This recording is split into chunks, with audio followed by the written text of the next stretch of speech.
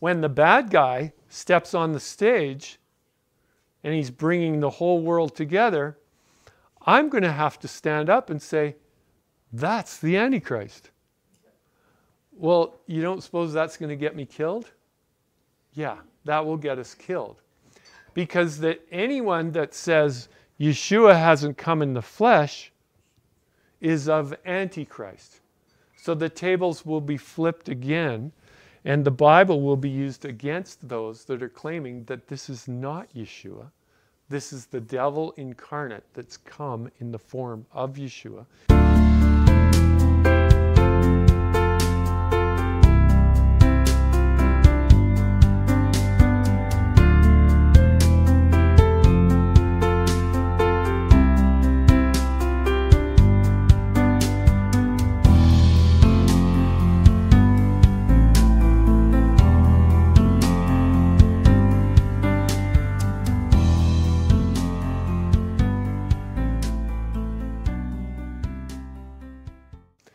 Father in heaven, we come before you again today on your holy Sabbath, and we ask that you would grace us with your Spirit, the Spirit that you have promised to give us that would lead us and guide us into all truth and show us things to come.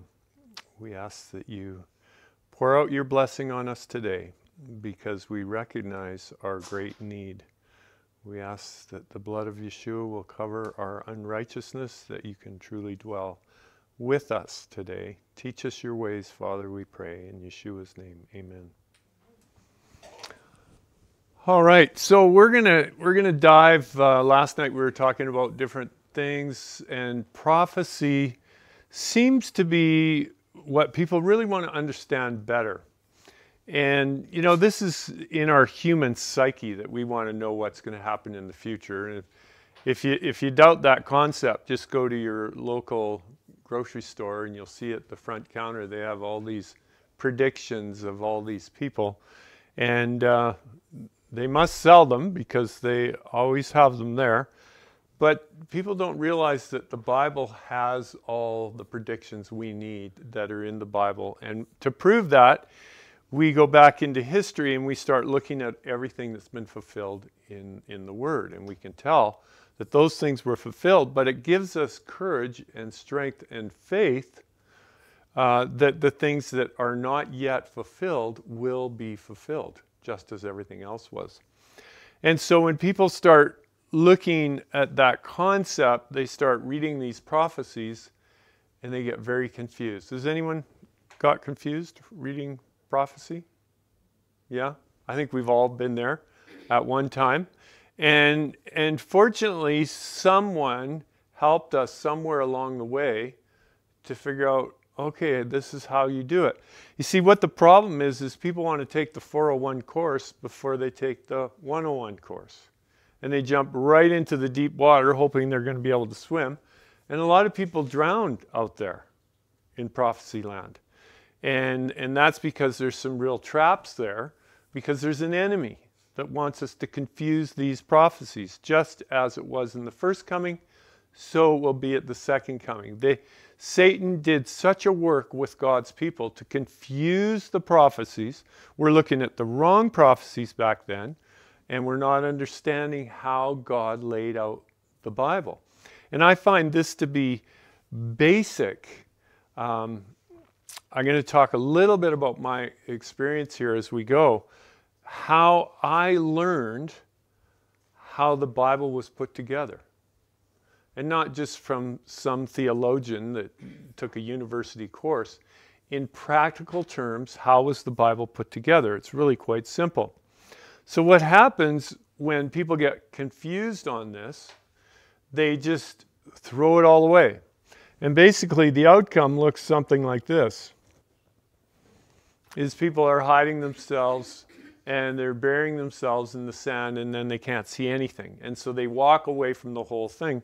The trouble with this, and I kind of get a kick out of this picture, those people are in very vulnerable positions.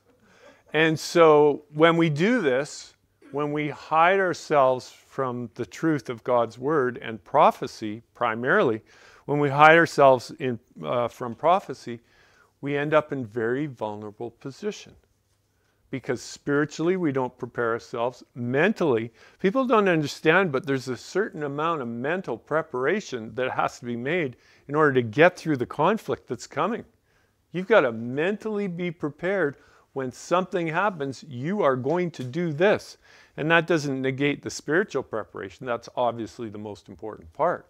But your mind is going to have to be ready for this. How do you fortify your mind with what's going to happen? Be able to stay calm, cool, and collected in what's coming. In a time of trouble, such as there never was. So understanding what's coming, when it's coming, and how fast it's going to come at us is going to go a long ways for us to keep our cool when it's actually happening. And I believe prophecy is written for that very reason. It's so that God's people can be prepared, not only spiritually, but mentally. So with that spiritual and mental preparation, when you start to do that, you start to really put some things together in your mind and say, well, if it's going to be this bad, and certain things are going to happen, and you're not going to be able to buy and sell, and if I'm going to have to survive through that time, then I'm going to have to survive without buying and selling. When was the last time you went to the grocery store without money?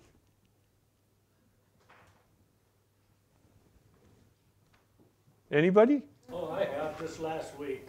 Without money? Yeah, I left my wallet in the car. Oh, there you go. And so what'd you have to do? I had to go. Yeah, last time I checked, they have their hand out when you're at the checkout. They want something in return. So God in His Word has warned us that we're getting into a time where we're not going to be able to buy and sell. In other words, we're not going to have currency. So now there's another preparation that we have to make. First is spiritual. Get our heads wrapped around what the Word says. Then there's a mental preparation, and when our minds start to go to work, they look for solutions. Our minds look for solutions. That's how God created us. So if we have run into a problem, our mind goes into how are we going to solve that problem. So once the mental preparation starts to get in process of being fulfilled, we start to think, oh, well, if I'm not going to be able to buy or sell, then I'm going to have to create my own food somehow. And so we're going to have to be in a position, if we're going to get through, then we're going to have to be in a position where we can supply our own needs. And so this is really why God gave us the prophecies, and so that we can be prepared when everything hits the fan. That's exactly the reason, because He loves us. He's warned us ahead of time of what's coming. So in Matthew, we're kind of chewing on Matthew 24, Mark 13, and Luke 21 yesterday. This is all in answer to a specific question. When somebody asks you a specific question, they're looking for an answer that is reflected in the question. So they want the answer that actually has something to do with the question. Yeshua was asked a question: what is the sign of your coming and the end of the age? That's speaking directly in relation to His second coming. And then Luke gets a little more detail in it. That's the way Luke is. He says, when are these things about to take place? Which is great, because I want to know in advance. I don't necessarily want to know the day of Yeshua's coming, although the prophecies indicate which day it is. We don't want to know the day. We want to know ahead of time, so that we can make that preparation that we're going to need to make. There's things that you will do when you know the time is very close. I can guarantee you, if you look in the mirror and you asked yourself, if I knew that Yeshua was coming within a year, I can guarantee there would be changes you would make in your life. Whether it's your bank account, whether you have, 4 houses out there that you really don't need, you might change your inventory somehow. You might change some of the things you're doing in your life. Instead of planning for a retirement that's 20 years down the road, you might want to change some of that retirement. So these are all things that God has given us in the prophecies, so we can alter the course just a little bit. And it's the same thing when a pilot's flying an airplane. If he knows that he's got some kind of cross headwind, he has to adjust his course a little bit so that he'll end up where he needs to end up. And that's really what the prophecies are, is so that we can adjust our course so that we can end up where we want to end up. Yeshua's first event, other than being careful about deception, which he covers 4 times in Matthew 24, the concept of deception. The very first event, he says, wars and rumors of wars, see that you are not troubled, for these things must come to pass first. But when you hear of wars and commotions, do not be terrified, for these things must come to pass. Emphasis here with Luke is first. So this is the first thing we're looking for. But the thing is, people say, well, we've had wars. I had actually someone very close to me said, well, we've had wars forever. You know, First World War, they were familiar with that a little bit. Second World War. So we've always had wars. But Yeshua isn't referring to just any old war. He's talking about a specific war. He's actually talking about a family feud within his household. It's Ishmael, Isaac, and Yeshua. The 3 brothers, if you will. These are 3 factions of a belief system that are going to come together in the time of the end, and they will begin the time of the end, and it will start with war. And these 3 brothers in a faith, will be involved. And that's kind of interesting this is how the whole thing is going to open up. And he's very specific about this. So the wars, that's pretty obvious, except we may not know which war. Or is it talking about the Ukrainian war right now? Is it talking about a war of China in the South China Sea with the Philippines involved? Japan would be involved. Taiwan would be involved. What war are we talking about? We don't need to guess. The commotions is added in here in Luke. A little more detail. This word commotions actually is directed at civil unrest, which many countries, including our own and the United States of America, are on the verge of civil unrest.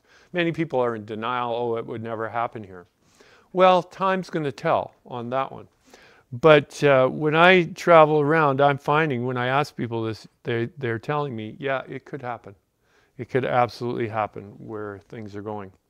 So this is what is going to happen first, and we can see that on the horizon. It's something that I just clipped out of the news. Sorry, I didn't have the website here or the article, but these were the headlines. U.S. and Canadian warships transit Taiwan Strait a week after Beijing's war games. So they had some war games. Does it talk about it a little bit?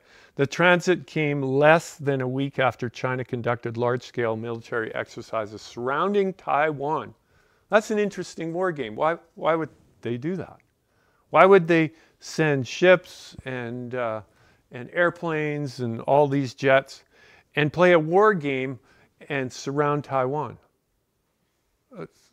Would you feel a little vulnerable if they did that here in Canada? Yeah, this is not just a rumor of war. This is a when thing. This is a when thing that's going on. And they believe, of course, the Chinese government believes that Taiwan is actually part of China. And they want it back. So simulating the seal off of key ports in a move that underscores the tense situation in the Taiwan Strait. So I would say this would be a rumor of war. Is it possible this could be a rumor of war? The people in the know are saying it's not a matter of if, it's a matter of when this is going to happen. And that's kind of what it looks like. Well, we need to up the ante. This is happening. These are all within the last week, these articles. North Korea prepares for war, and we think of, oh, what's he going to launch, a few more rockets towards Japan and hit them into the sea.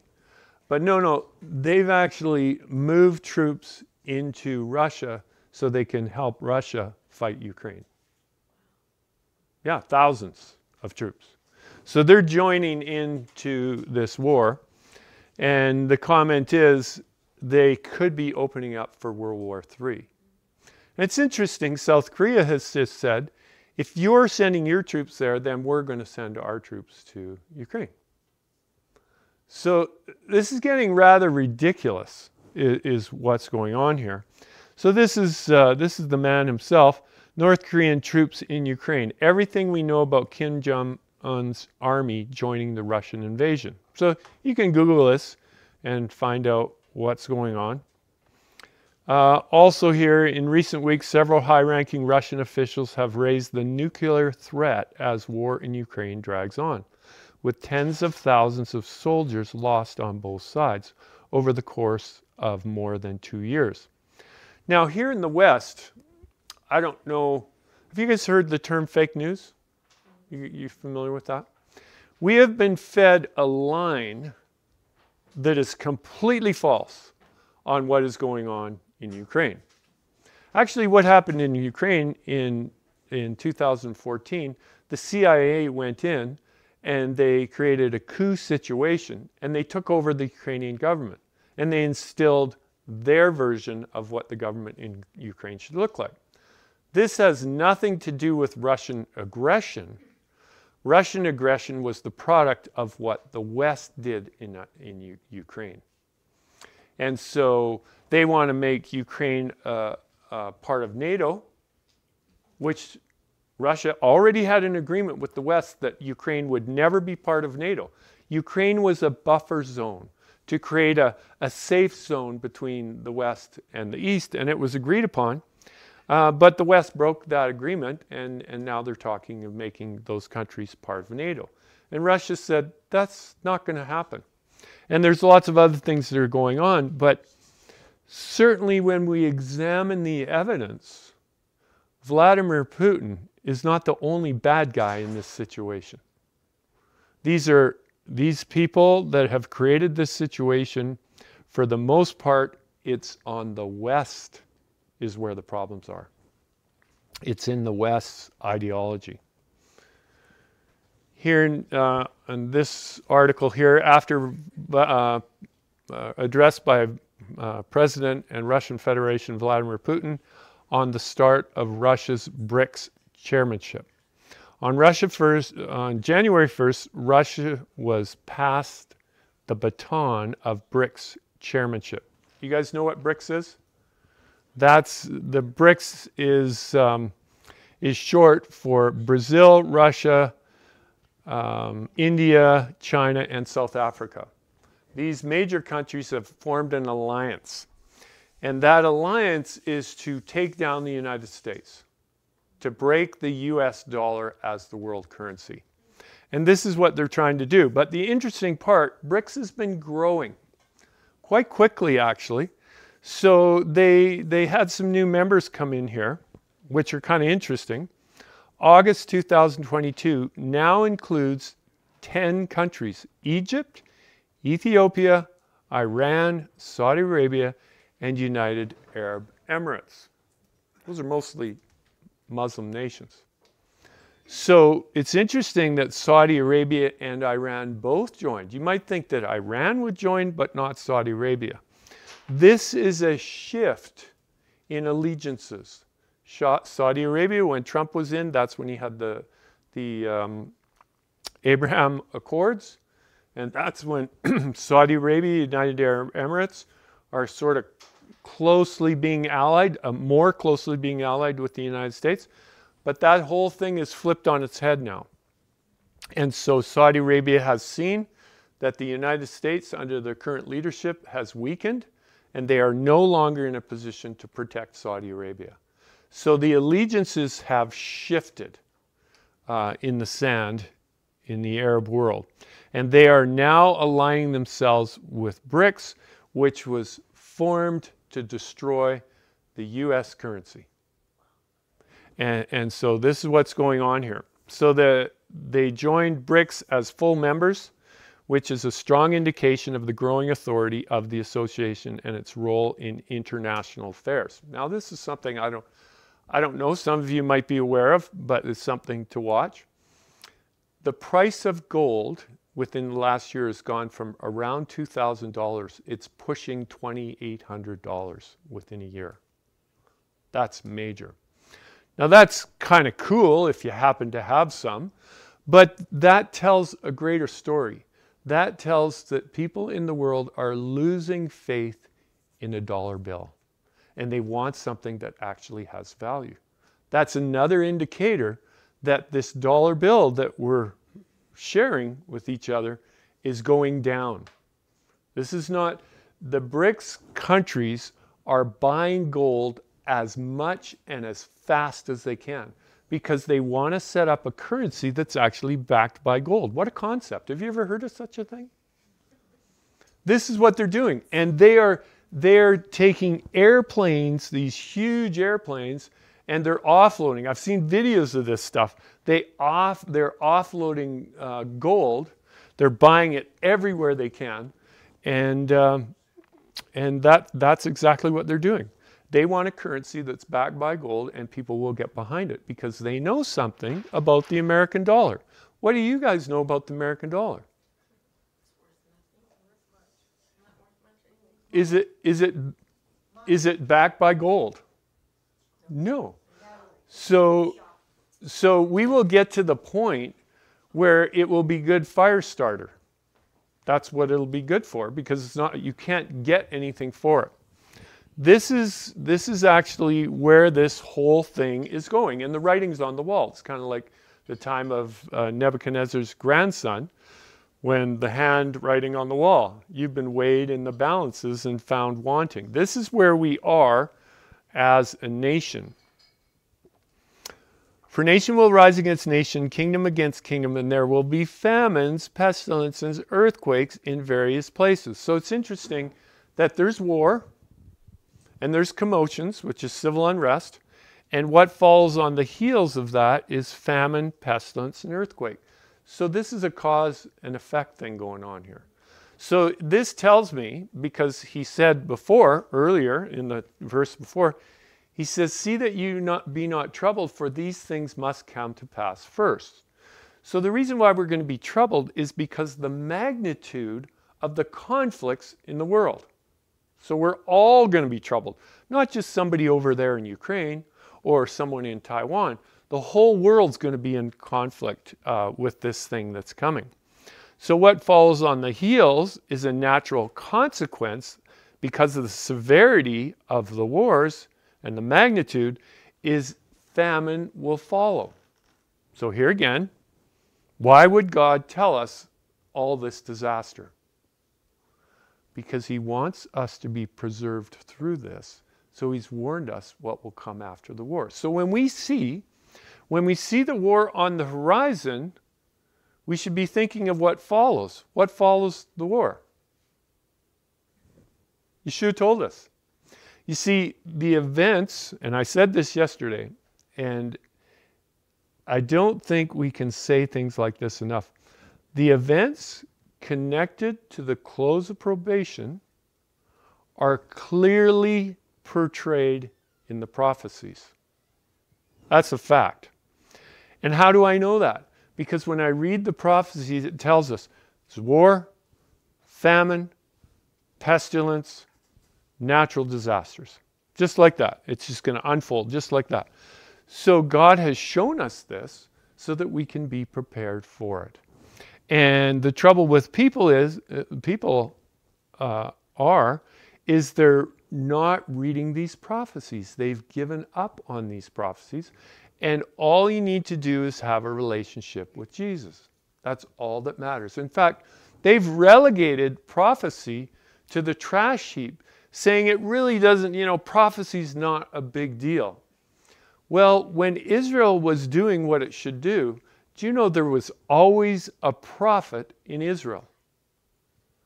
And a prophet gave the warning, gave the trumpet a certain sound, so people could take cover. So how is it at the end of time, when God has used prophets right from Genesis to Revelation, how is it at the end of time prophecy is no longer important? It doesn't matter when or even what is coming. Just believe in Jesus.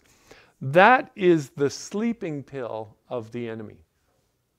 Prophecy, this whole Bible is built on prophetic insight.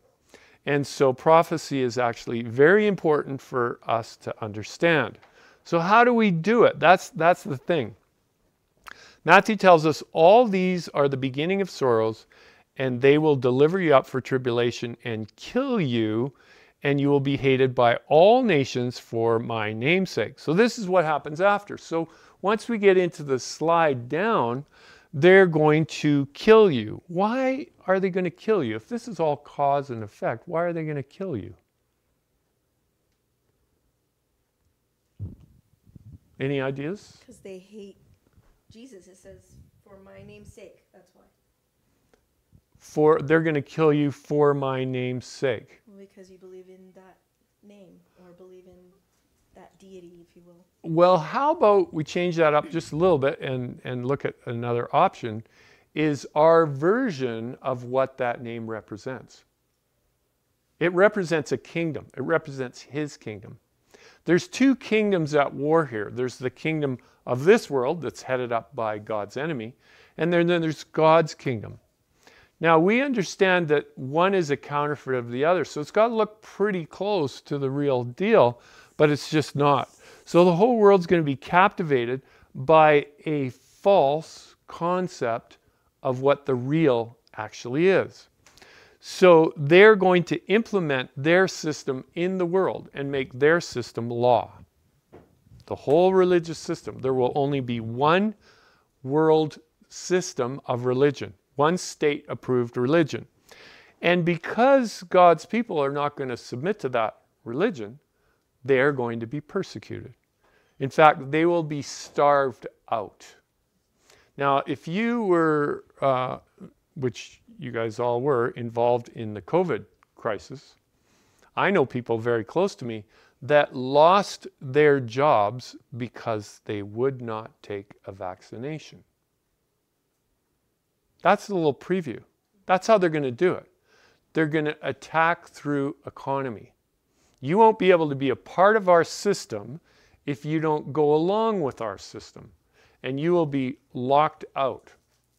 That's another warning. That's an event connected with the close of probation, clearly portrayed in the prophecies. The way they're going to do it is through economy. It says that you won't be able to buy or sell. That's a detail.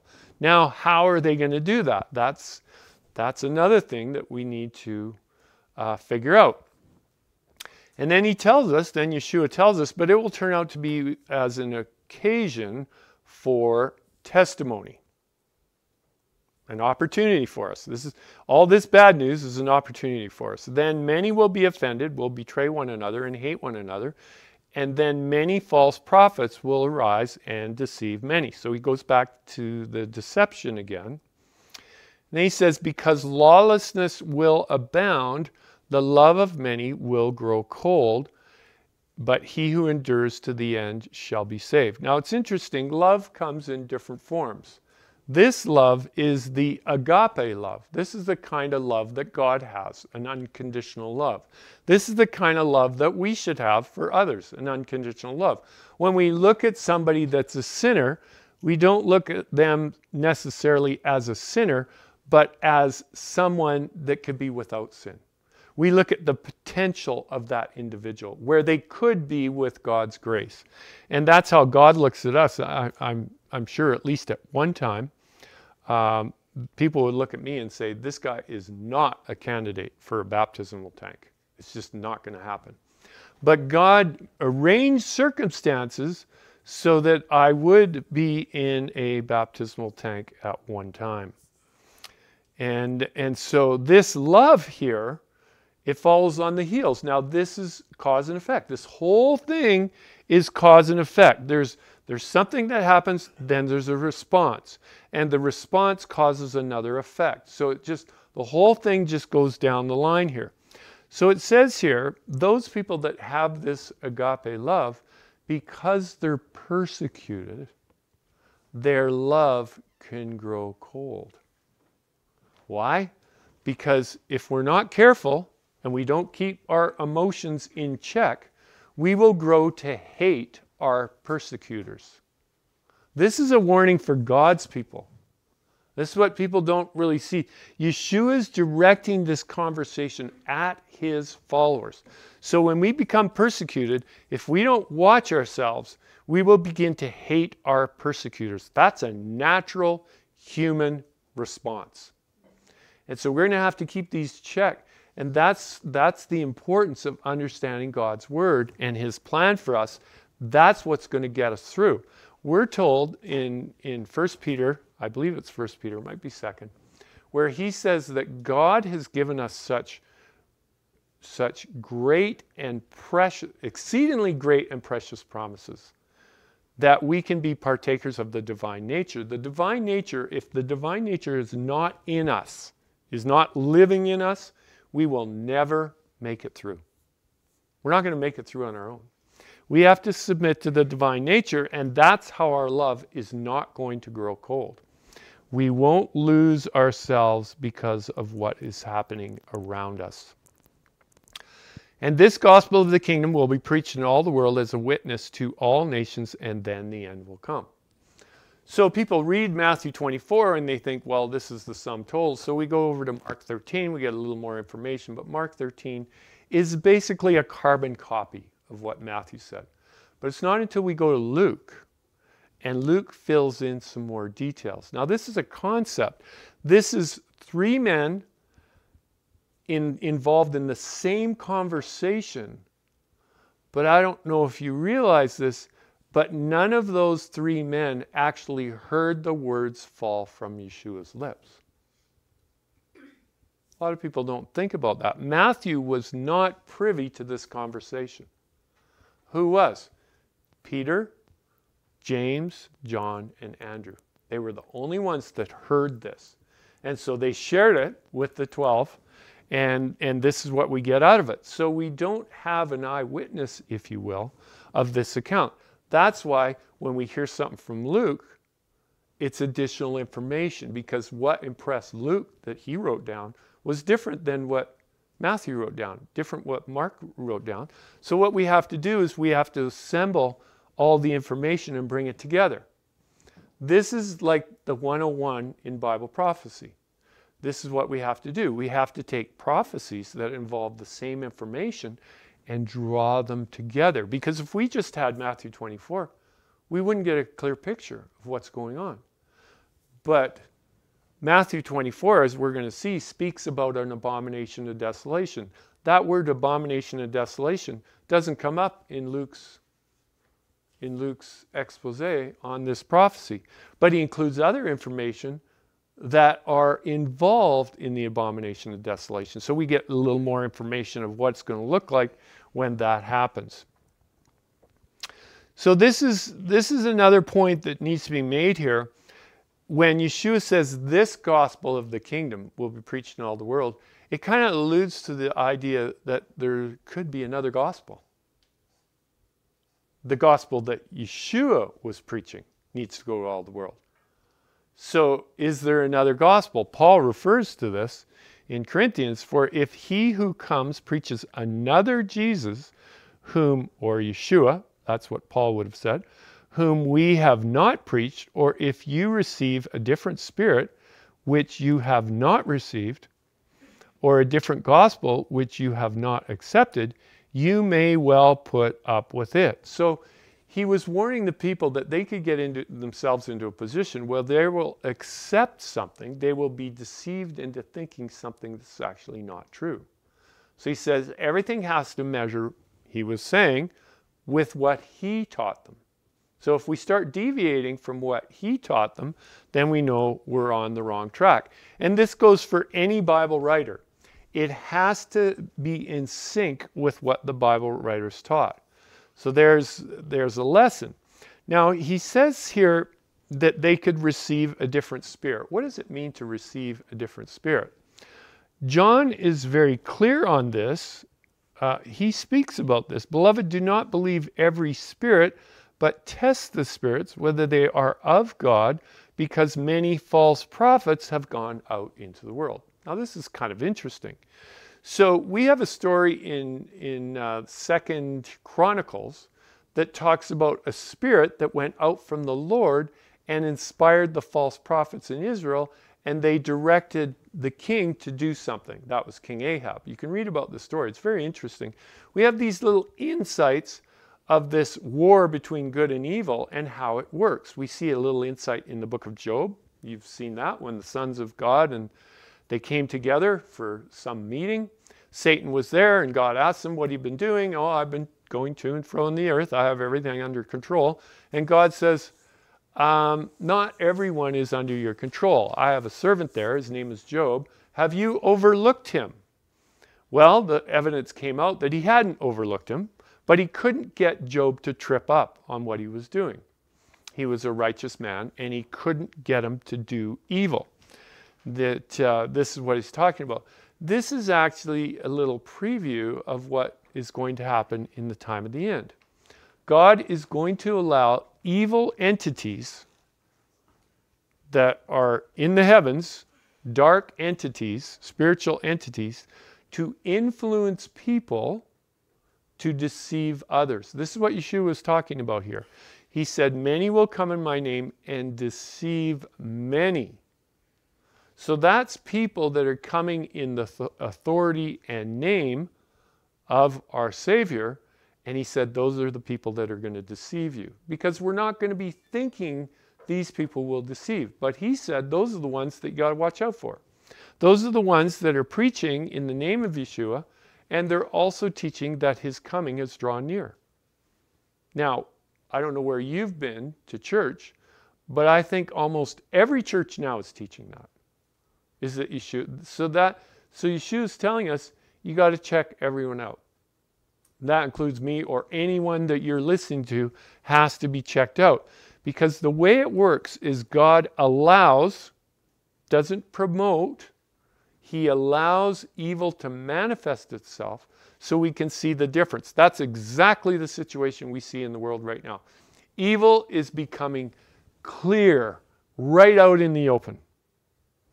Now, I don't think, and I could start naming names, and you know all these names, but I don't think the thoughts that these people are trying to promote and make legal, I don't think they actually originate in their own minds.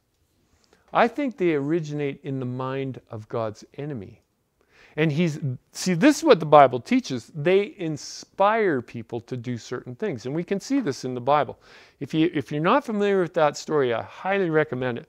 The story of Jehoshaphat, King Ahab, and the situation there with the false prophets. The way it works, according to that story, is God allows these evil agencies to go out and to influence people. And if you don't know what God's word says, the stories that they're promoting sound awfully good. You see, our human reasoning is quite a bit on a lesser level than God's reasoning.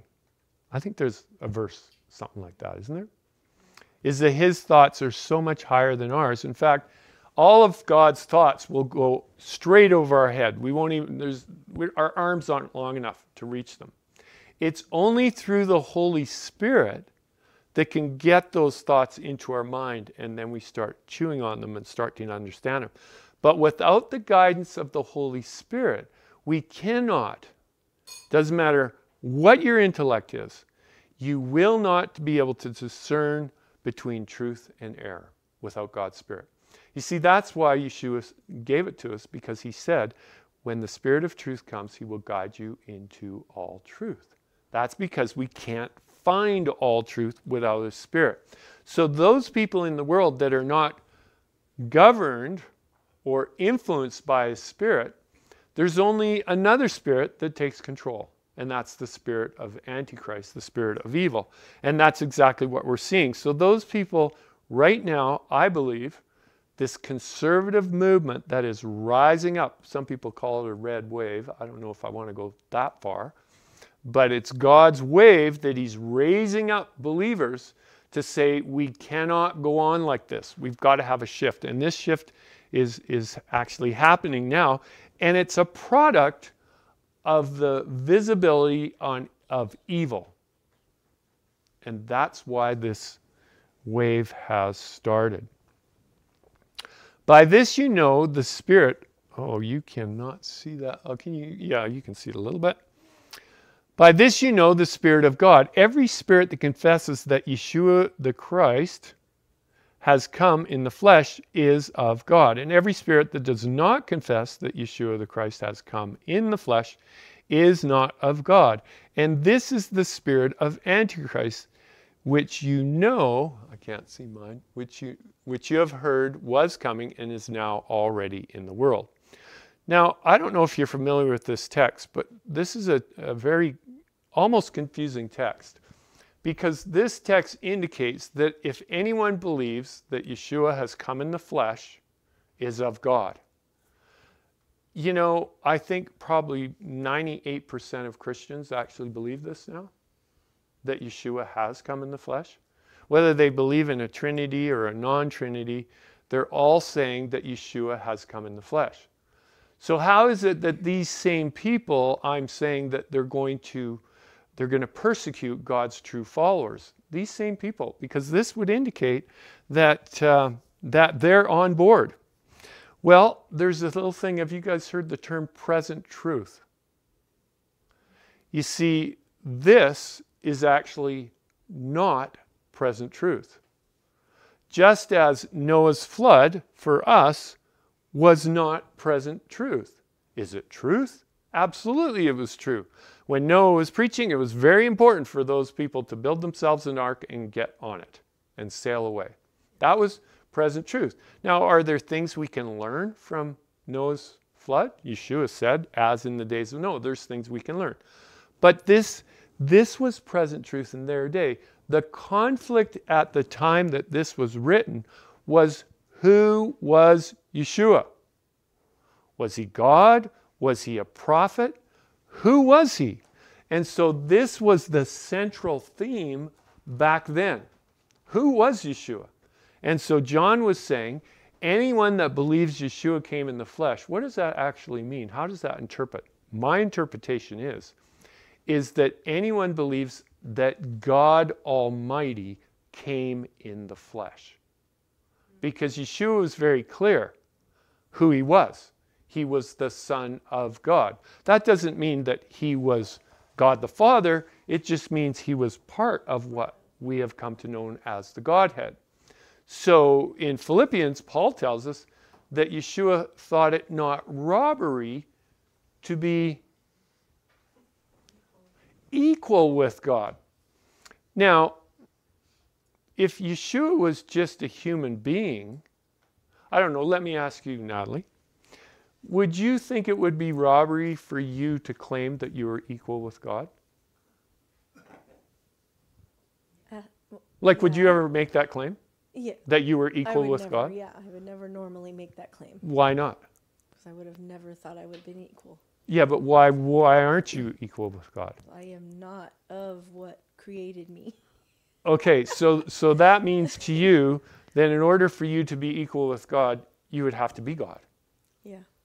That's the only way you could be equal with God. So this is what they were teaching back then, and this was the this was the conflict. This was the controversy. Who is Yeshua? Well, this controversy actually is starting to rage again in not only the Christian church, but I kind of make circles in the Messianic world, and I'm finding that this controversy is starting to rage again. Now that's kind of interesting, especially in Messianic circles, because I understand, and we're going to kind of get into this. I said to Arlene, I need more time today. I hate to say that, but in order to flesh some of this stuff out, you actually need time. So this says here that if you don't believe that Yeshua has come in the flesh, then you are of the Antichrist. That's what he said, right?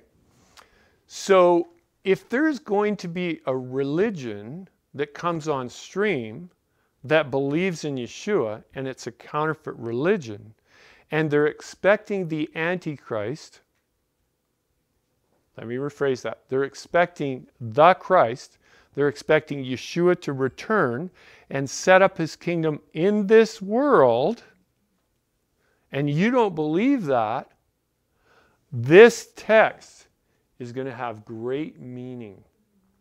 Because what they're going to be saying if you don't believe that this Messiah is Yeshua come in the flesh, you are of Antichrist. And you know what the sentence is for blasphemy?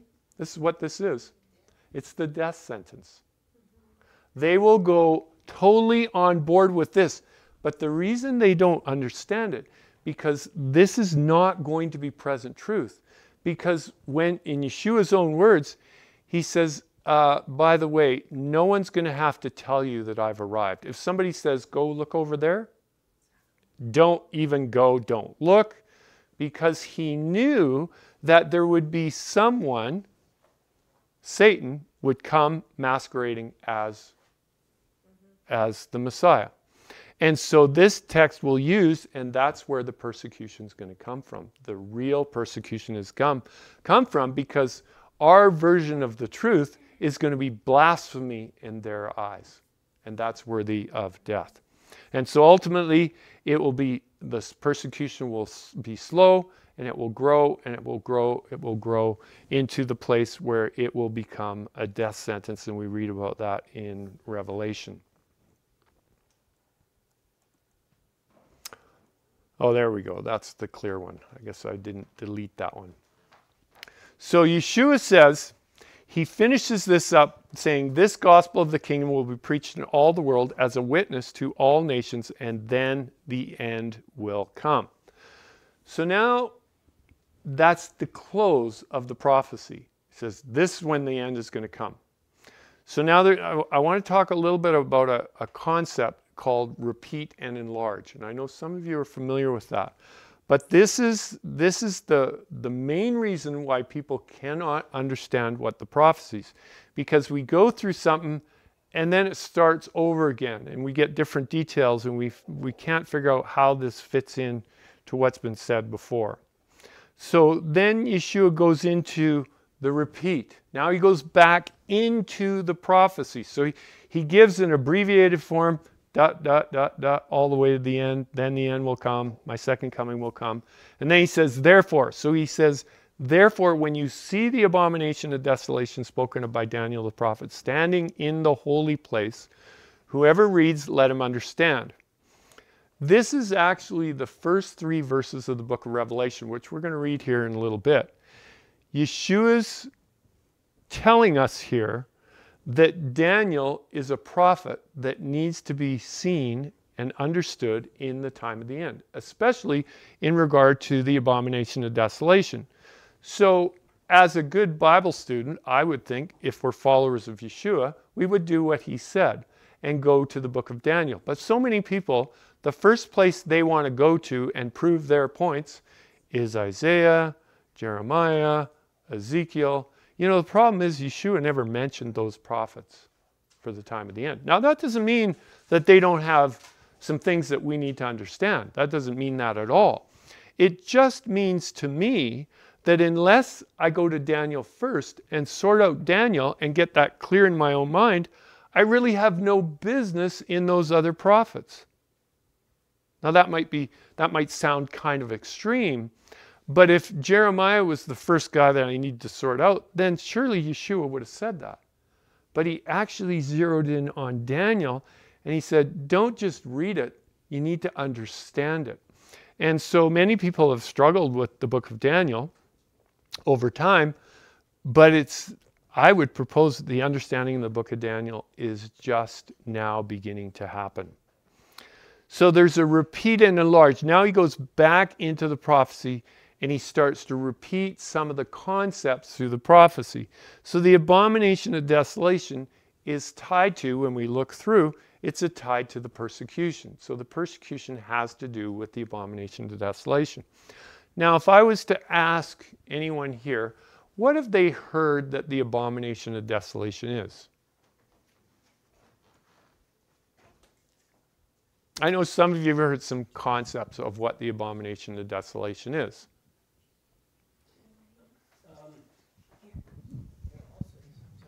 Yeah, so I understand it to be where Satan himself is going to be posing as God. Okay. In the holy place, which would be referring to the original temple, well, when I say original temple, the temple how God originally designed it to be. Okay. So the temple. Now that's kind of a new thought. That's a fairly new thought as people are starting to look along those ideas. Do we have any other ideas?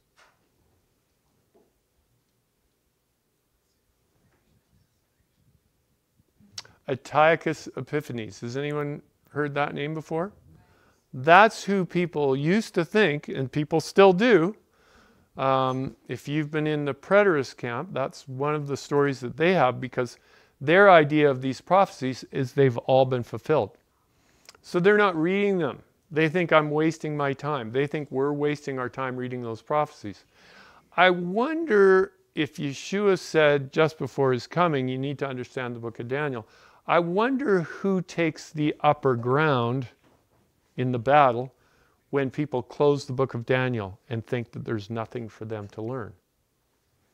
That goes directly against what Yeshua was saying.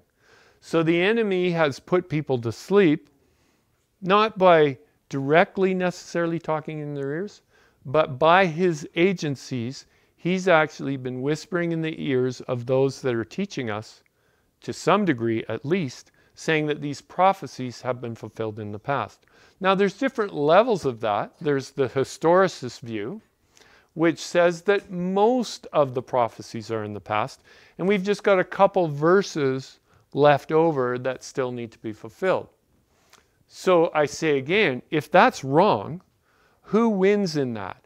Well, if we're not reading all the details of the prophecies, then we're not being spiritually prepared, mentally prepared, and physically prepared. So there's a problem with that.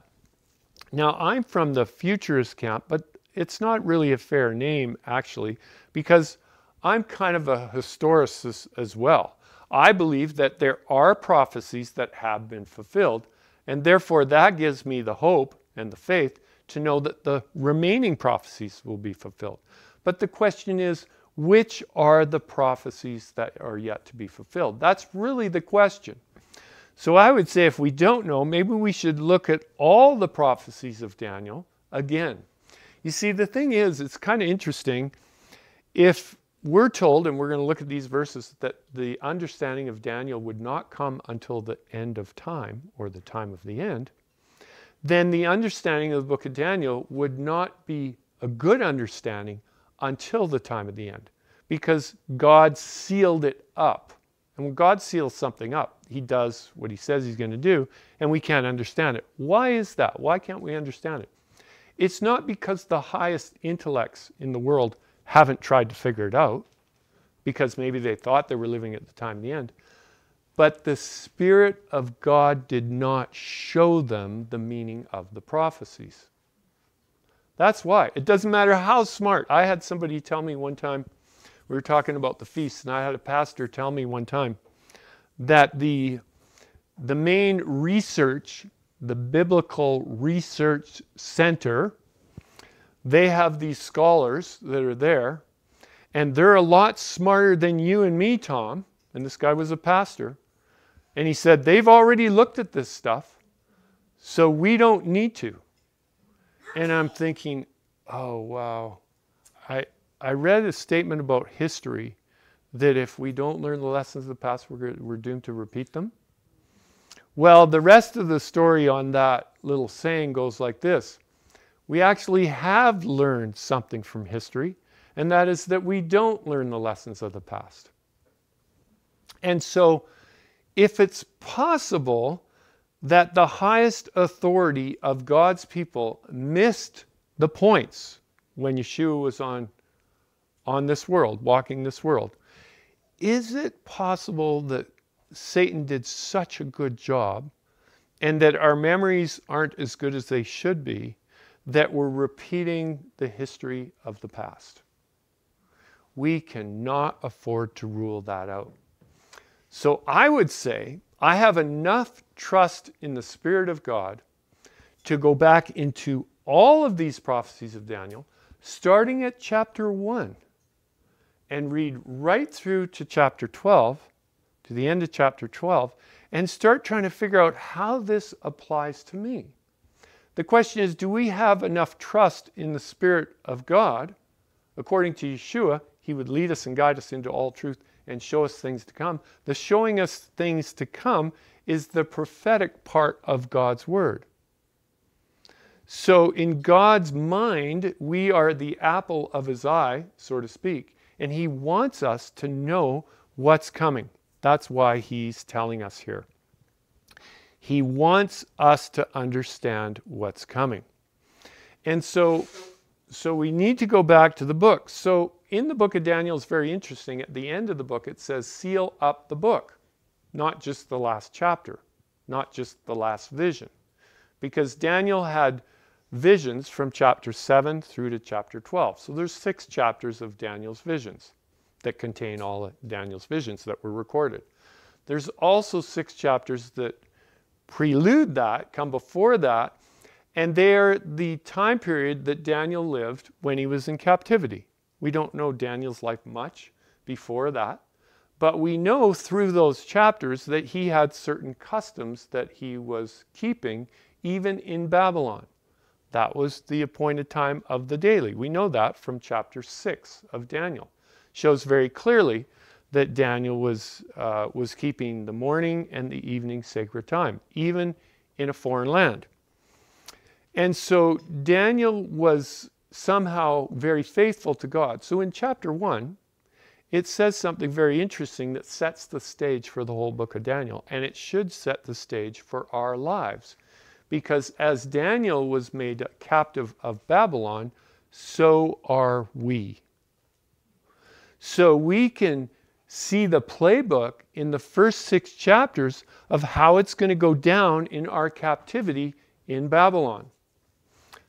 Chapter 1 tells us that Daniel purposed it in his heart not to do something. What did he say? You guys remember?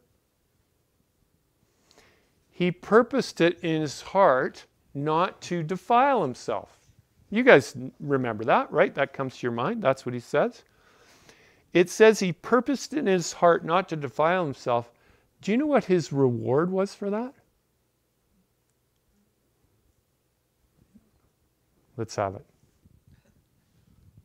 For not eating the king's food? Yeah, for purposing his heart not to defile himself.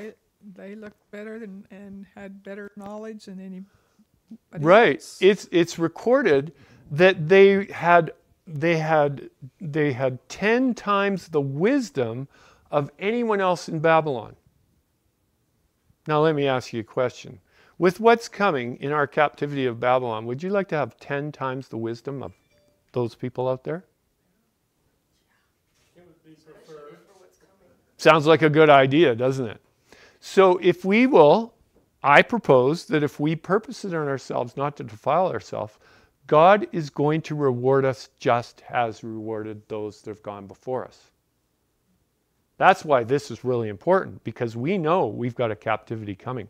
Just like Daniel had a captivity coming. And he was faithful to his God, and he was therefore 10 times wiser. But not only that, it doesn't stop there. It says that he had understanding of dreams and visions because of his purpose in his heart. Would you like to understand the dreams and visions that Daniel had? Would you like to actually understand exactly what they mean? Absolutely. There's a condition. You need to purpose it in your heart, not to defile yourself. Yeah. Well, here's the catch.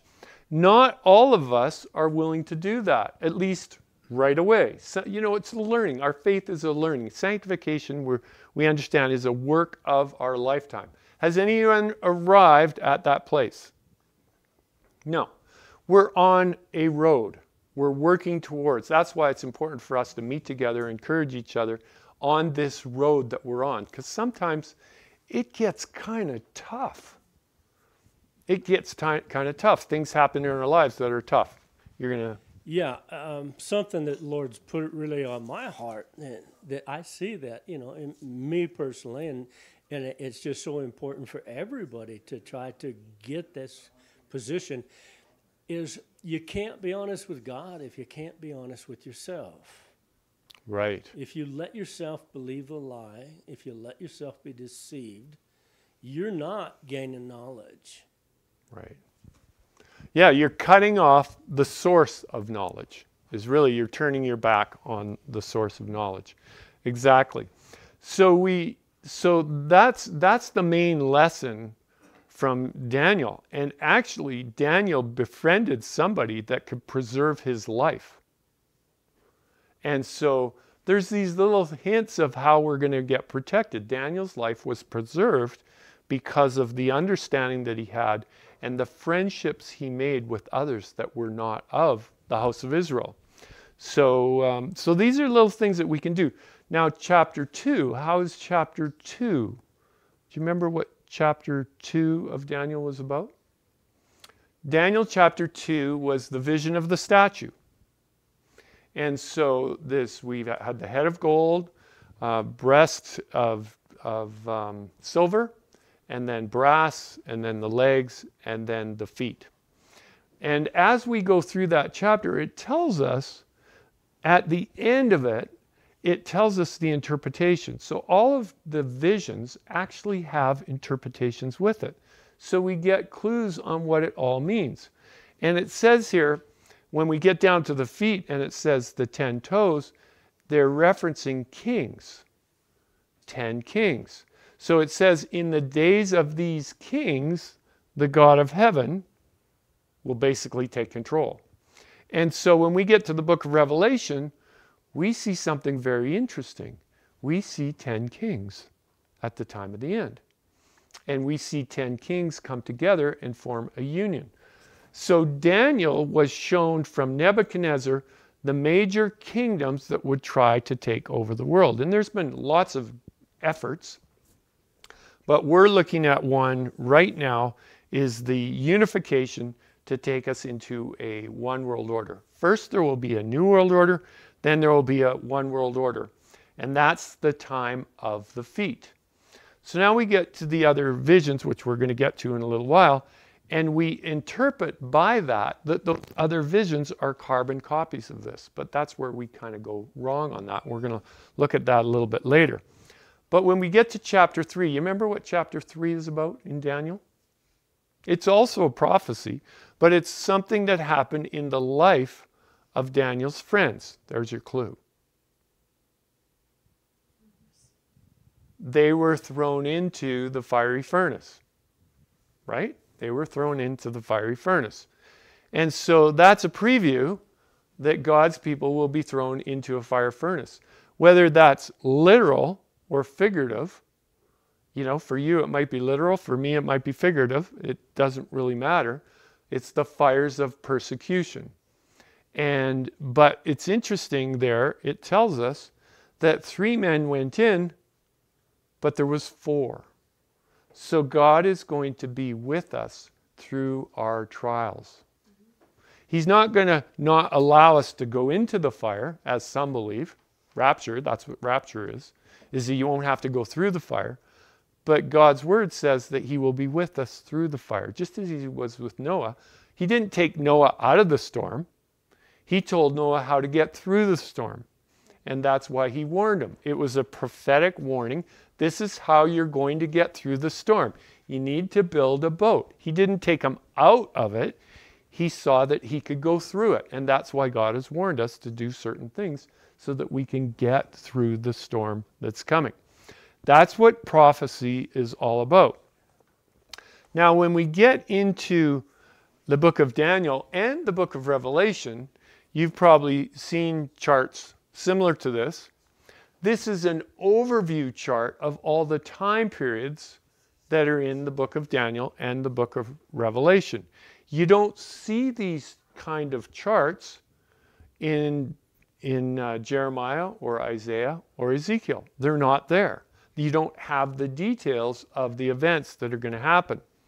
So we know Yeshua points us back to the chapters of Daniel that speak directly to the abomination of desolation. And so we should be heading first to those chapters that contain something about the abomination of desolation. And that should be our starting point. When we do that, we see a timetable in the book of Daniel. In Daniel chapter 9 or Daniel chapter 12, it speaks of 3 timetables, a times and a half, and it talks about a 1290-day time period and a 1335-day time period. Yes? Is this chart in your book? Yes, it is, that chart. And the explanation of it is in there. And I'm not going to get into the explanation because it is in the book, in our book, The Wise Shall Understand. And that's just a takeoff of what Yeshua said. He said that the wise would understand these things. I would propose, and I know there's going to be people out there, and I don't know some of the positions out there. I know a lot of the positions out there. I just don't know who all holds to them. But there's different concepts of whether these are days or whether they're years or whether they're centuries or what are they? Are they in the past? Are they in the future? There's all these concepts. But here's my best take on explaining that. If what Yeshua said was true, which I'm of the camp that what he said was true, he said, when you see the abomination of desolation. So he's talking to a group of people that would be alive just prior to his second coming. When you see the abomination of desolation, know this, understand this.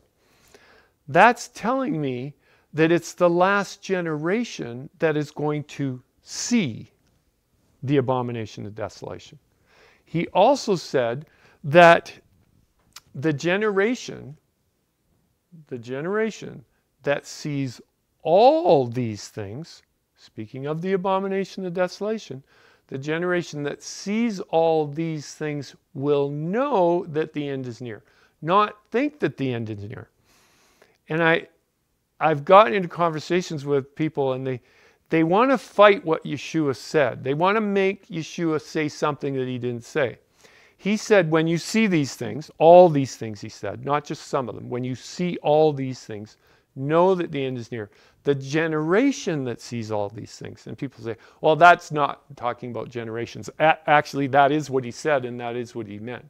He said, when you see all these things, know that it's near. It's going to be the generation. So that told me something, that there is a possibility that those that thought they were living at the last generation, that tried to figure out these prophecies because their minds told them they were living at the time of the end, that they thought they had an understanding of these prophecies, and they laid out timelines that indicated their time was the time of the end.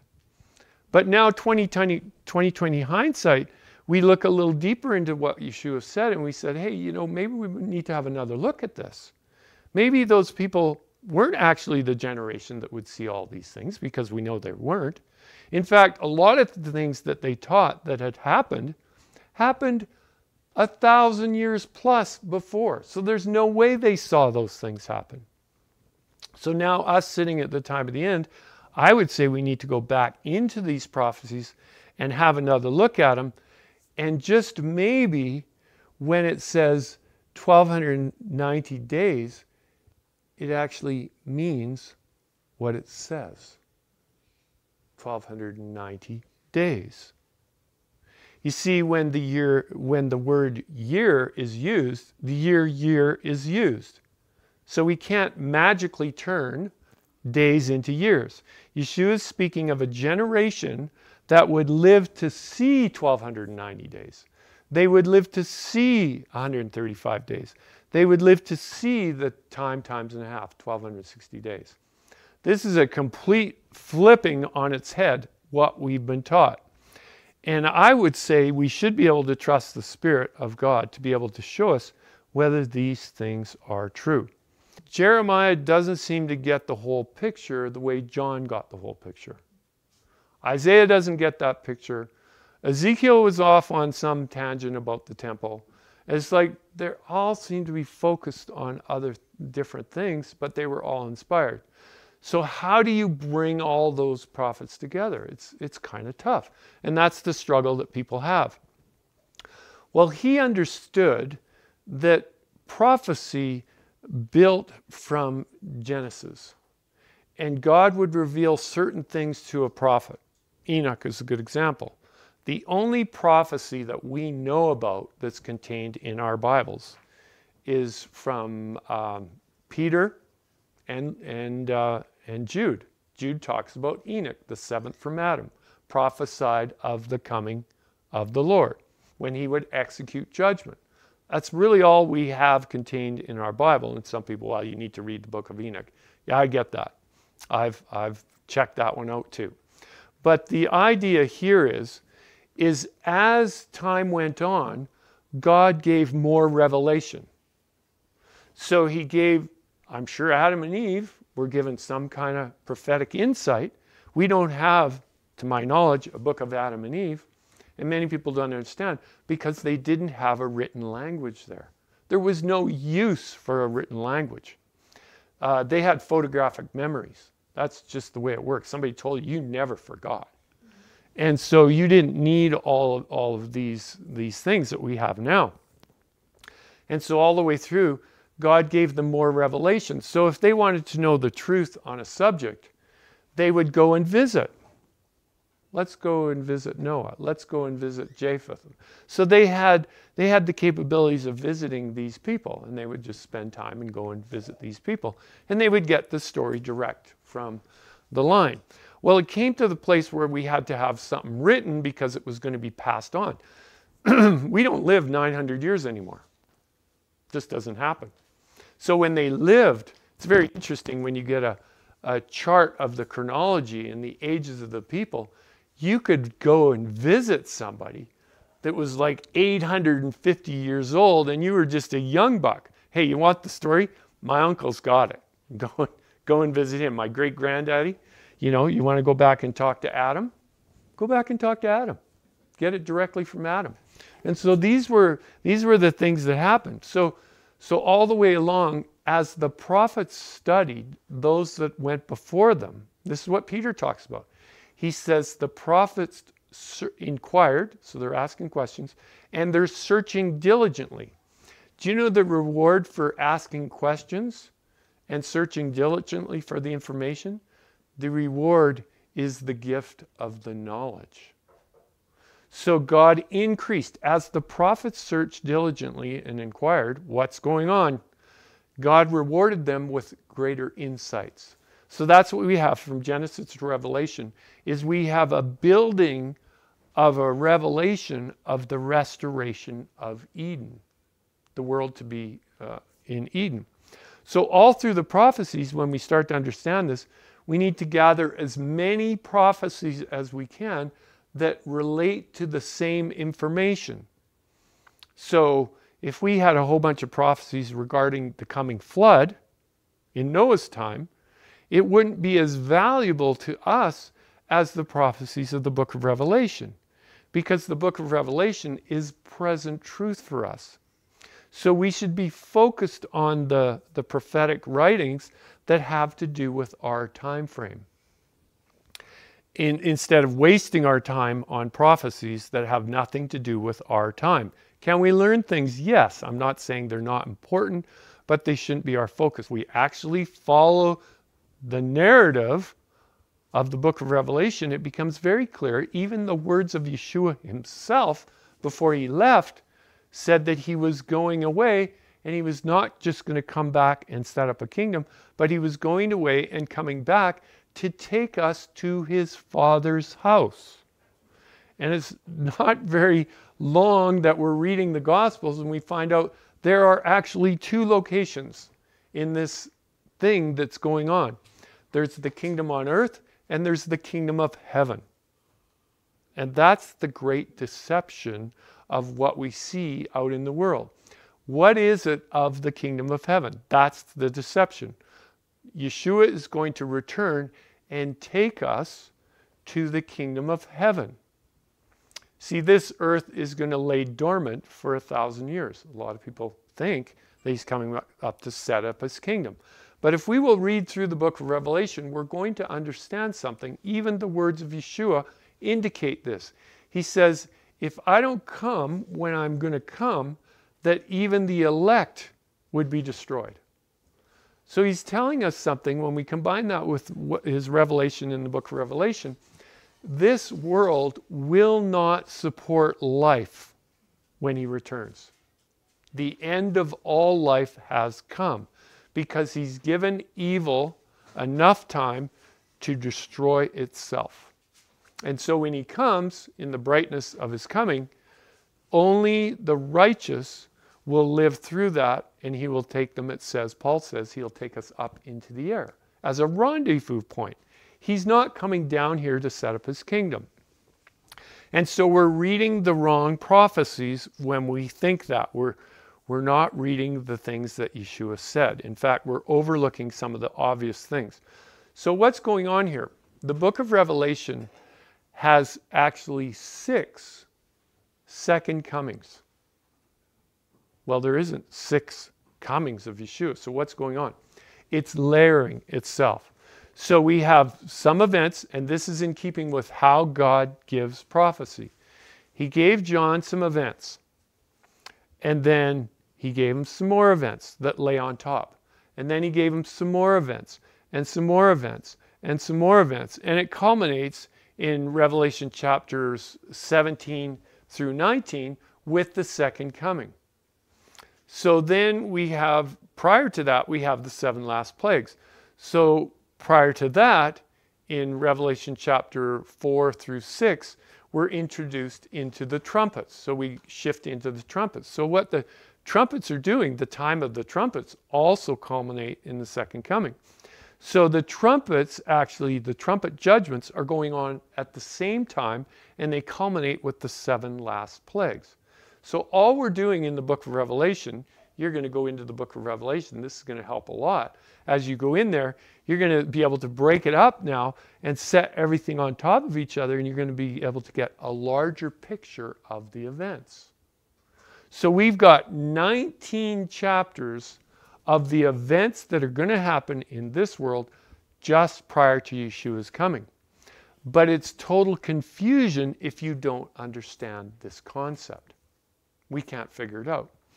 So now it gets even more interesting when we get into the last few chapters from chapter 20 to 22.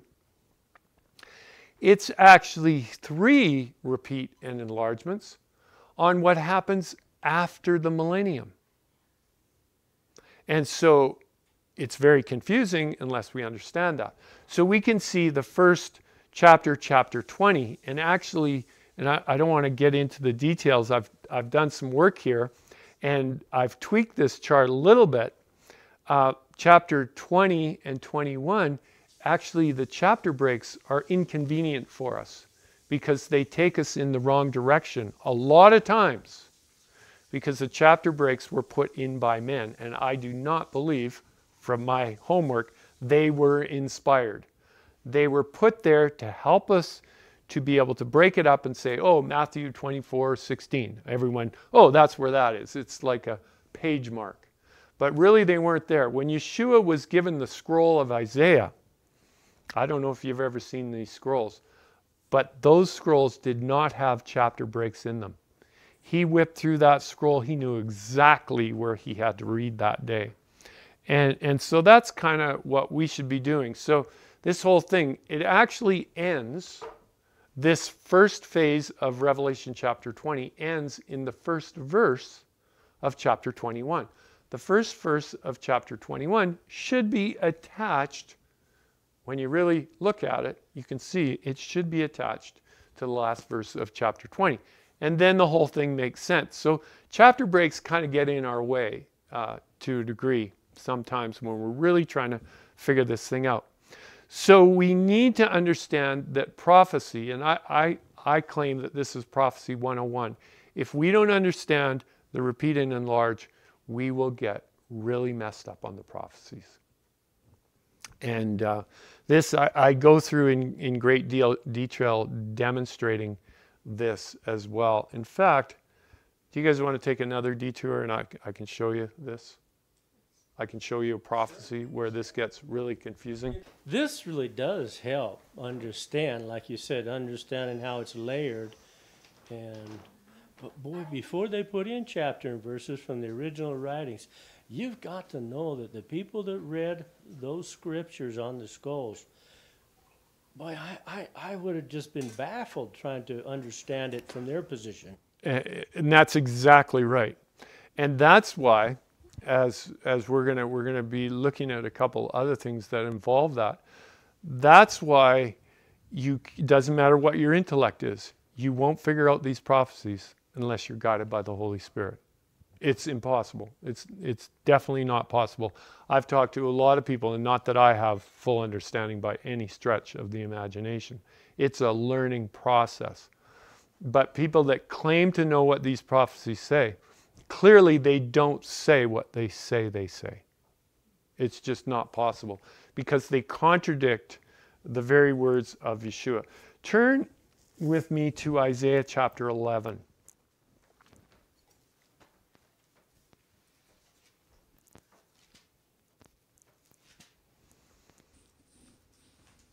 Okay, Isaiah chapter 11.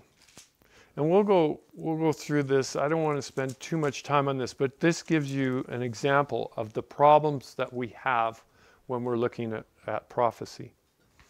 Isaiah chapter 11. There shall come forth a rod from the stem of Jesse, and a branch shall grow out of his roots. The Spirit of Jehovah shall rest upon him, the Spirit of wisdom and understanding, the Spirit of counsel and might, the Spirit of knowledge and the fear of Jehovah. Who's this talking about? What's this a prophecy about? Yeah, it's a prophecy about the coming of Yeshua. Is it a prophecy about the first coming or the second coming? First. First coming. You're pretty confident about that. Yes. Okay. Okay, I would agree with that. Okay, let's see if we can shift gears here a little bit. But remember, what's following here is in the same chapter, in the same context of the same chapter. His delight is in the fear of Jehovah, and he shall not judge by sight of his eyes, nor decide by the hearing of his ears, but with righteousness he shall judge the poor, and decide with equity for the meek of the earth. He shall strike the earth with the rod of his mouth. Is this talking about the first coming or the second coming? Second. What, this part that we just read? How do you know that? Because if we study the other prophetic books, when we're referring to in Revelation, it talks about him judging the earth. And in that verse that you just read in Isaiah 11, that's what he's saying. He's judging. Right. The timing. Right. Right. We know that because we have the book of Revelation, chapter 19, that this verse pretty much was lifted right out of here and thrown into Revelation 19, which is all about the second coming of Yeshua. So we know that because that's pretty obvious to us, right? That's what works. Yeah, that's pretty obvious because we've done enough homework that we can say, hey, that belongs over here. So now what we've just done here is we've taken just a few verses in a chapter and we've spanned 2,000 years between one verse. Oh, wow. That's quite a concept, isn't it? And so this is how God gave the prophecies. So it says that he will strike the earth with the rod of his mouth. That's Revelation 19. That's how we know this is talking about the second coming. And with the breath of his lips, he shall slay the wicked. That's Revelation 19. I've got right in there, I've got the first couple verses, first three verses as the first coming. I've written right in there, first coming. The next few verses, second coming. And it says, righteousness shall be the belt of his loins, and faithfulness the belt of his waist. The wolf shall dwell with the lamb. The leopard shall lie down with the young goat, the calf and the young lion and the fatling together, and the little child shall lead them. The cow and the bear shall graze, their young ones shall lie down together, and the lion shall eat straw like the ox, and the nursing child shall play with the cobra's, by the cobra's hole. And the weaned child shall put his hand in the viper's den. They shall not hurt nor destroy in all my holy mountain, for the earth shall be full of the knowledge of the Lord as the waters cover the sea. When is that? That must be the third coming, the new earth. Give her Alice the So you want to throw another 1,000 years between those two verses. So this is the problem. This is the way the prophets got the information. God gave them snippets of the information. It's all true. But he forgot to give them a timeline.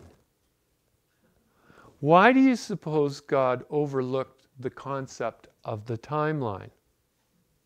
What would it be like if Isaiah said, this verse actually, that's going to be, well, if we go from the time of Isaiah, that would be about 700 BC. So we got 700, then we have another 2,000, and then we have another 1,000. So it'd be about 37 if I did the math right.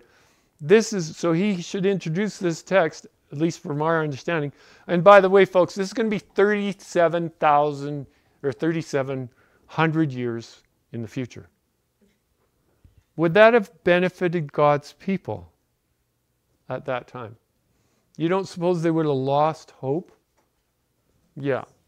We're not even talking their great-grandkids anymore. We're talking way, way down. So God in his infinite wisdom, because he knows we're all procrastinators, he gave us the promises without the timeline. And then he gives us the timeline in the book of Daniel. But he says, by the way, this timeline is not going to be understood until the time of the end. So guess what? Everyone's been trying to figure out the timeline. So God says this timeline is not going to be understood until the time of the end. The reason why is very simple. Because it would have had no value to people that lived before the time of the end. And so he sealed this thing up. And so at the time that Yeshua is talking about, when you see all these things, know that the end is near. At the very doors, this generation that sees all these things, they can know. There's no other generation, there is no one that is alive today that came up with the interpretation that I was given that was said to be truth. So according to Yeshua, it wouldn't be until the last generation that they would have this information. So now we have to sort of reason this thing out. Okay, well, they thought, but they didn't know. God, for whatever reason, says, according to Yeshua's word, that those living in the time of the end will know they're at the time of the end. That's because we have to know which stops, which things are impeding our process or are in the way of arriving at the destination we need to arrive at. And it doesn't mean those things are necessarily wrong. They might be right and good if there's 20 years left or if there's 30 years left. But in the time of the end, we've got to know there's only so much time left. Because then we're going to make changes, even in the good things in our life, because we know we've only got a short time. That's the whole point of God giving us the prophecies, and that's the whole point of God hiding the time frame. We know that in the time of Adam and Eve, when she had her first child, she exclaimed, "I have gotten a man from the Lord." What did she think of that man? He was going to be the Messiah. He was going to lead us all back, all three of us, Adam, Eve, and Cain. But it didn't take long to figure out that Cain wasn't actually going to be the Messiah. And so we know the rest of the story. God didn't tell her all the information. He told her the promise of the Messiah that would come. And that's what he's done all the way through. He's hid the timetable. But in the time of the end, we're going to know the time. And it goes back to what Yeshua said, is that no man knows the day or the hour. You guys have read that. And so we've taken that and we've turned that into no man, doesn't say this, but we've turned it into saying no man will ever know the day and the hour. That's not what he said. He said, back then, it was a present truth, that he said, no man knows the day and the hour, not the angels, not the Son, but the Father only. Now, if we can just focus on what he said, if it says that no man will ever know the day and the hour, then we have to assume that that would carry over to the angels, that they would never know the day and the hour, because it was in the same context. So that would mean that the Son would never know the day and the hour of his coming. That would indicate that on the day that Yeshua was going to come, the Father would tell him that, oh, by the way, you're going today. That's just ridiculous to think of that. These prophecies were given and sealed up until the time of the end. So when Yeshua said, no man knows the day and the hour, that was the truth back then. No angel knows the day and the hour. That was the truth back then. The Son didn't know the day and the hour. That was the truth back then. But in the time of the end, God is going to announce the day and the hour. How is he going to announce it? Is it going to be, the sky's going to unroll and he's going to say, next week I'm showing up? It's in the prophecies. That's God's word to his people that will be announced or revealed in the time of the end. Yes. And all these timelines that are given in Daniel and Revelation would be useless if we're never supposed to understand them. Why Exactly. were they given? Yeah. Yeah, they're for being understood. They're for being understood. Okay, so the book of Revelation. This is something that most people overlook. And I know I talk about this a lot, but I think this is good for us to really let it sink in so that we can share this with other people, because this is a major, major point that many people miss. It says, the revelation of Yeshua the Messiah, which God gave to him to show his servants things which must shortly take place. And he sent and signified it by his angel to his servant John, who bore witness to the word of God and to the testimony of Yeshua, to all things that he saw. Blessed is he who reads and those who hear the words of this prophecy and keep those things which are written in it, for the time is near. Now, a lot of times we just read over this and we don't really stop and take notice of what it says. Number one, this is a revelation of Yeshua, the Messiah. This is his revelation that he was to give, and he gave it to his angel. So it originated with God the Father, that knows the day and the hour. He's the one that knows. So at some point he gives this revelation to Yeshua, and Yeshua passes it on to an angel, and the angel passes it on to John, who was who? Who was John? John the Revelator? He was the prophet, right? In simple terms, he was the prophet. So we have a hierarchy going on. We have the Father, the Son, the angel, the prophet, and then what happens to it? It says here that he bore witness to the word of God. We find out a little later on that he was supposed to give this information to the churches. So that's the way the hierarchy is. It goes from the Father to the Son to the angel to the prophet to the people. We can't lose sight of that. We have a lot of people claiming to be prophets, and I just wonder if they're speaking according to this word, because if they're not, there's no light in them. But there's all these claims of all these prophetic things that are going on. It says here that he did two things. He bore witness to the word of God and to the testimony of Yeshua. Now, you probably know what the testimony of Yeshua is, but a lot of people don't know what the testimony of Yeshua is. If I was to ask your common Christian, what's the testimony of Yeshua? They would come back with some different things. One of the things they would say, well, it was the testimony that Yeshua bore. which was one of the things that Yeshua said, was he said that the devil has nothing in me. That's a pretty good testimony. How would you like to have that testimony? The devil has no foothold in you because you never opened the door for him to get his foot in. But Yeshua had that testimony. And so Yeshua had that testimony. But that's actually not what this is talking about. And we have other verses that allude to this testimony. And so the thing is here, we are given a work to do, and that's to bear witness to the Word of God. That's our job. That's planting the seeds. But also, the thing that John was given was the testimony of Yeshua. So we've got to figure this thing out because it comes up a number of times in the book of Revelation. The testimony of Yeshua. I want you to open your Bibles and turn to Revelation 1 verse 9. This is the second time the testimony of Yeshua comes up. Revelation 1 verse 9. I, John, both your brother and companion in tribulation and in the kingdom and patience of Yeshua the Messiah, was on the island that is called Patmos for, so this is because of, for the word of God and for the testimony of Yeshua, the Messiah. So the word of God left the Father, went to the Son, went to the angel, went to John, and it was the word of God and the testimony.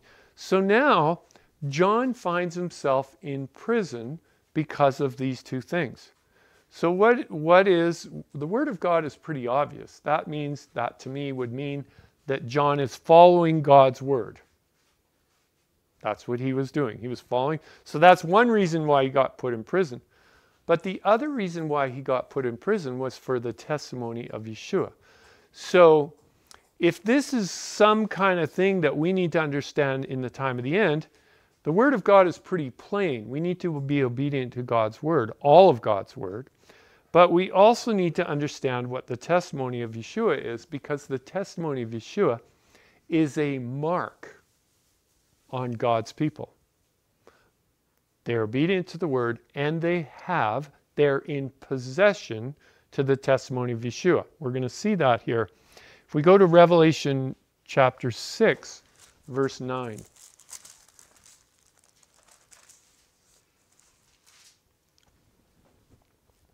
Chapter 6, verse 9, and this is the seals, the four horsemen, which I would recommend we take another look at that, because there's some more light on that we could get into.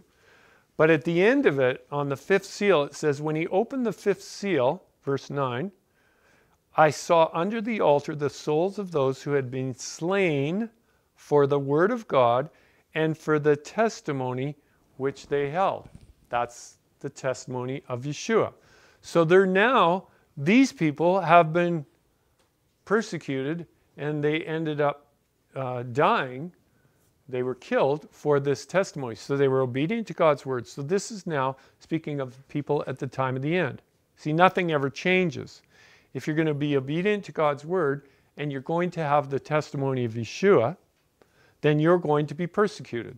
Well, the word of God is pretty easy because they're going to set up a system that is in direct conflict with God's word.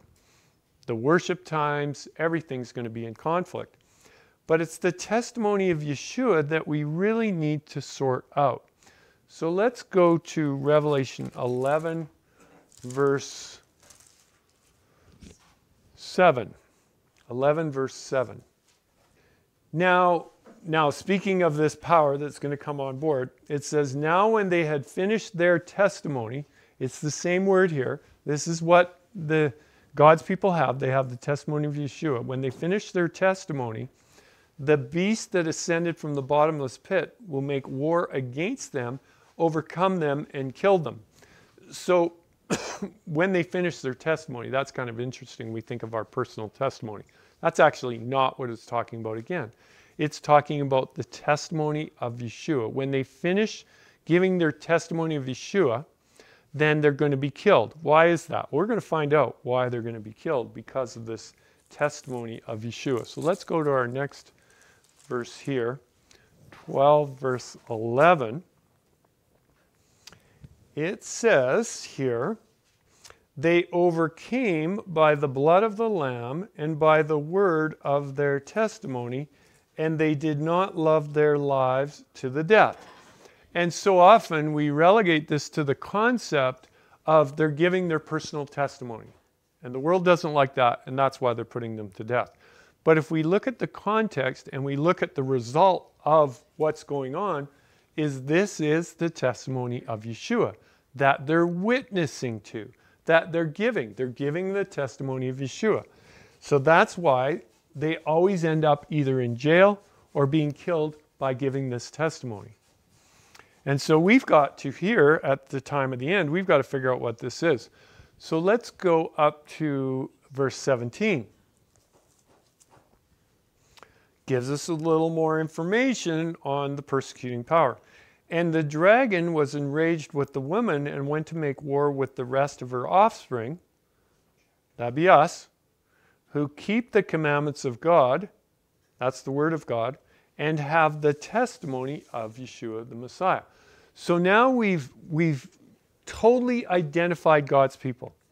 They are obedient to God's word in that they're keeping his commands, and they also have the testimony of Yeshua.